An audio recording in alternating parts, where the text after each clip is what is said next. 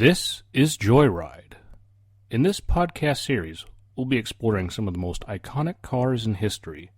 I, Jared Brandon Flandy, will be taking the driver's seat as your host. Please sit back and enjoy the ride.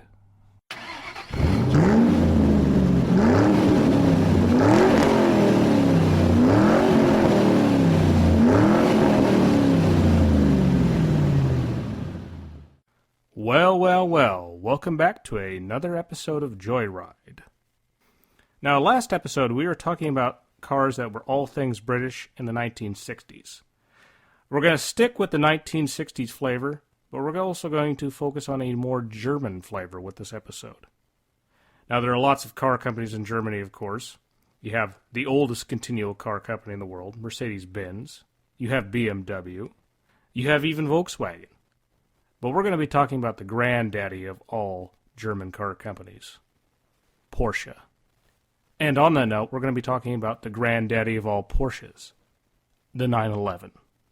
Now, I'm really excited about this episode because we're going to be talking about cars, of course, but this story is going to have lots of world history, lots of names that, even if you don't really know off the top of your head, you've heard them before. So with that said, I'm going to change gears and we're going to get into our story for this episode. Here we go.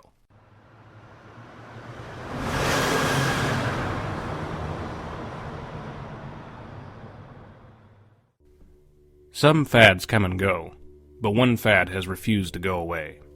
The Porsche 911 has been with us for over 50 years. The story of the 911 starts long before the car itself. The roots of the Porsche company start with Dr. Ferdinand Porsche. Dr. Porsche was a talented Austrian-German engineer whose name has been associated with cars in the entire automotive world for years. If you think Tesla was the first to start building electric cars, this is not the case. Ferdinand Porsche was helping design electric cars in the early 20th century. As his career progressed, his engineering prowess would not be ignored. His talent would be recognized by a very famous figure, but an unsavory one to say the least. In 1933, the Nazi Party led by Adolf Hitler had taken over Germany. Germany at that time was still trying to recover from the casualties of World War I. The country was also suffering from the effects of the Great Depression, so the German people had lost hope with both their nation and culture. Times were bad, and the German people were desperate for any person who could promise to make their country great again. Hitler, through shrewd methods, had managed to take over the nation, and the Nazi Party quickly started to enact new social policies.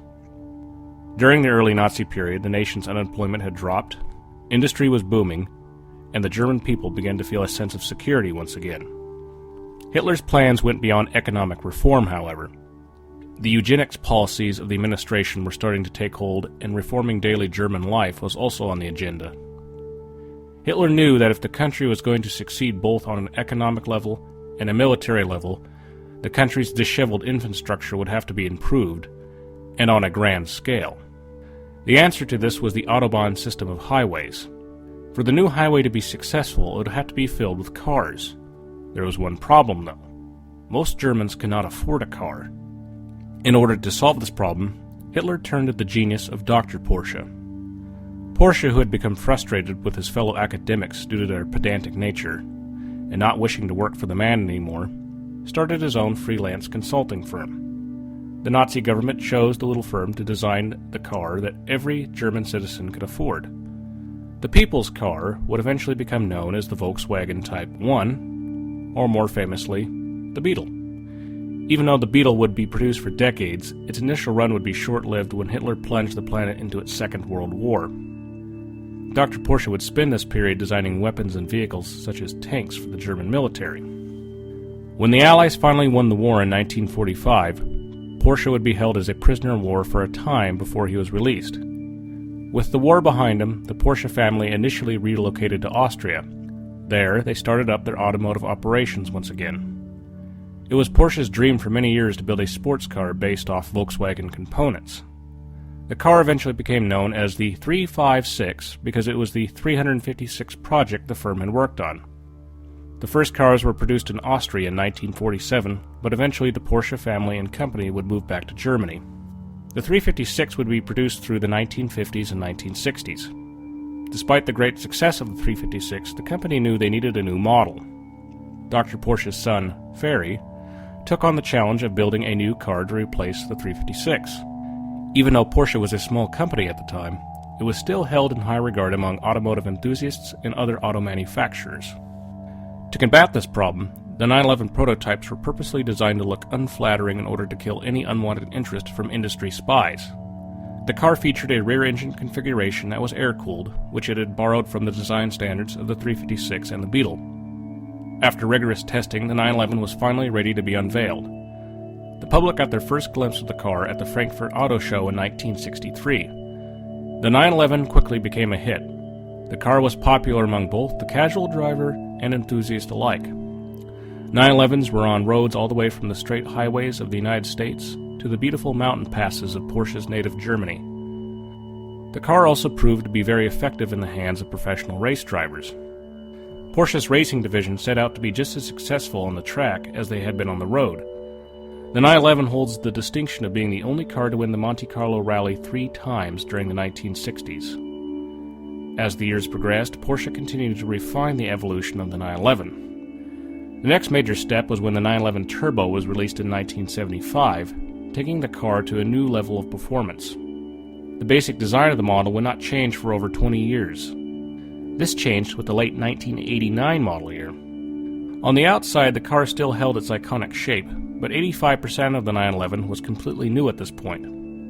The next major changes would not occur for another decade. In 1998, the car, which had always featured an air-cooled engine, was finally forced to switch to water cooling due to the increased power output. By the 21st century, all 911s also became turbocharged in order to meet emission regulations. Unlike a lot of vehicles, the 911 has been in continual production since the early 60s. It's gone through constant changes and evolution in order to keep making it better. Even though Porsche has had to continue to refine the 911, they have found a formula that many other manufacturers have not been able to create. One thing is for certain, though. The 911 has been around for decades, and has no intention of leaving.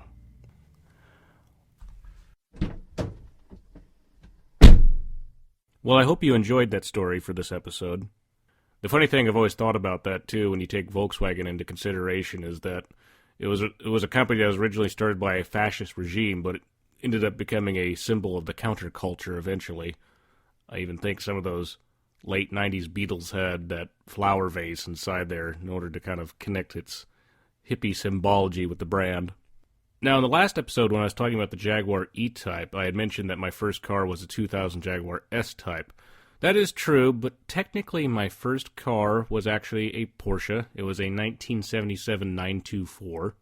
I had bought it from a coworker of my dad's, Jared McCullough. He's by marriage related to the Emery family, who's pretty involved in the Porsche community.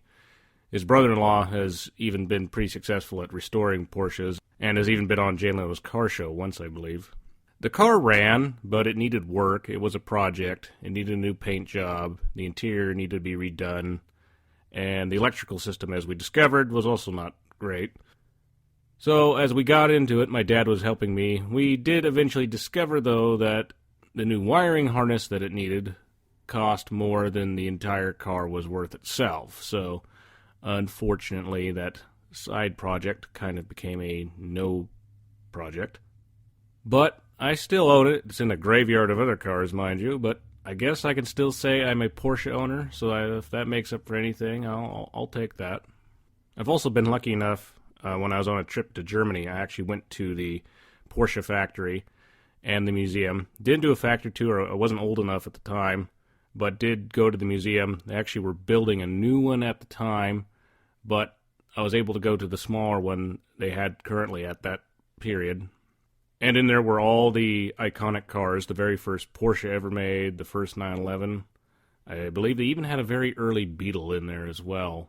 Couldn't really afford anything at the Porsche factory, obviously. I do have some sweet posters, though, I did get. One including from a 1985 rally with a 959, which I do have framed and proudly on display on my wall. So as you know, we've just got done with a very German-themed story. The first episode was a very British-themed episode. Now, we're going to be taking things a little bit more closer to home for me. We're going to be talking about an American car. Now, the beauty of this car I'm not going to tell you what it is, but I will give you a few hints. The beauty of this car was it was not just beautiful, not just fast, but it was also a car, a sports car that is, that the everyday person could afford. So with that in mind, I hope you tune in for the next episode, and please tell your friends and family about this. Even if they're not into cars, maybe they'll get a little bit of the history lesson out of it as well. So with that said, thanks for listening, and stay tuned.